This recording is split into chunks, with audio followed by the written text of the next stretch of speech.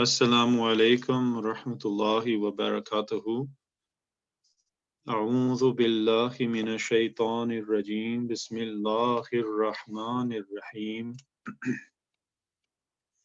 اللہم صلی علی محمد وعلی آل محمد کما صلیت علی ابراہیم وعلی آل ابراہیم انک حمید مجید اللہم بارک علی محمد وعلی آل محمد كما باركت على إبراهيم وعلى آل إبراهيم إنك حميد مجيد عن النعمان بن بشير رضي الله تعالى عنه قال سمعت رسول الله صلى الله عليه وسلم يقول إن في الجسد مضغة إذا صلحت صلح الجسد كله وإذا فسدت فساد الجسد كله ألا وهي القلب. Narrated by Hazrat Numan bin Bashir Razila Tala Anho. I heard the Prophet of Allah sallallahu alaihi wasallam say, in the body is a piece of flesh. When it gets well, the whole body gets well, and when it becomes unhealthy, the whole body gets unhealthy. And hark, that piece is the heart. Bukhari. Reporté par Hazrat Numan bin Bashir, Razila Ta'ala Anhu, j'ai entendu le prophète d'Allah sallallahu alayhi wa sallam dire, dans le corps et un morceau de chair.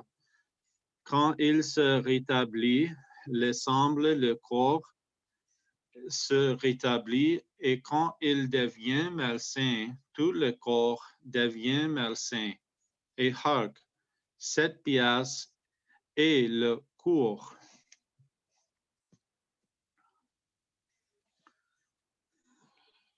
Numan bin Bashir Razila Ta'ala Anhu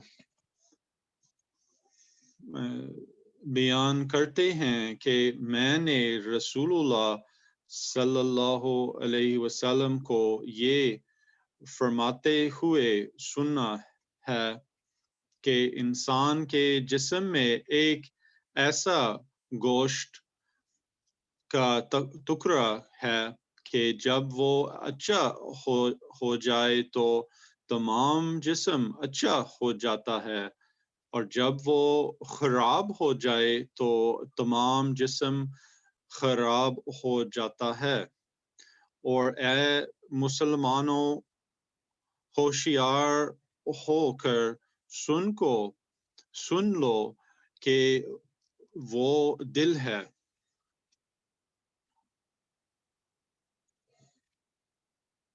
In this hadith, a charming philosophy aimed at reforming oneself has been enunciated. It says that the heart is the fountainhead of all the actions of man. If the heart of a man entertains good and pure thoughts, all his deeds will necessarily be directed towards the path of virtue. But if the heart has dirty and offensive ideas, the deeds must necessarily follow the path of vice, for feelings entertained by the heart are like seeds and action in the tree that grows out of the seed. Therefore, for the purpose of reformation, one must first worry about the heart. If leaders of a community and the press infuse in the minds of the masses the feelings of virtue, and the college and school teachers similarly touch the hearts of the students, as also the parents those of their children, and instill in them the love of God, of the Prophet sallallahu alaihi wasallam, and of the faith, and feelings of welfare for the community, and the spirit of service and sacrifice and truthfulness, and sow in them the seeds of honesty, then there is little occasion to worry for good deeds on their part. The purity of mind will itself stimulate the growth of the tree of virtue. But if the heart is sick, the plant of good deeds will not grow, and if it grew at all, it would wither away soon. The holy founder of the Ahmadiyya movement, the promised Messiah, alayhi salam, has well said in this connection, righteousness is the root of all virtue. If this root is firm, all is safe. The truth is that the human heart is a central repository of righteousness, the fountainhead and source of all virtuous deeds. If the heart is in good shape, the activity of the hands and the feet and the tongue and the eyes also becomes healthy. But if the heart is filthy, then all the deeds of man smell of stench and filth.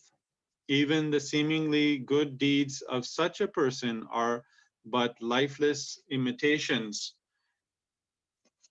of hypocritical advertisements devoid of any reality. It is thus the duty of every reformer to concentrate on the cure of the heart first, for the heart is like the root, and no dirty root would grow into a holy tree. This subject is a very in-depth subject, and the subject which I've been covering in my Dars al-Quran on the weekend of improving our moralities, which is basically all of the actions which we do with our eyes, with our hands, with our feet, with everything that we do physically is affecting our heart, and our intentions behind also are affecting the actions which we do. So we are in the final days of Ramadan. We only have this day for prayer, and the evening for prayer at night, and tomorrow to pray in the daytime. We should pray that may Allah give us that recovery of our weaknesses. This is really what is meant of this month of Ramadan, so that we can have recovery. We can be able to recover from our weaknesses, the weaknesses that we have in our nature that we are trying to get rid of. That is essentially what is called astaghfar, or asking forgiveness of Allah.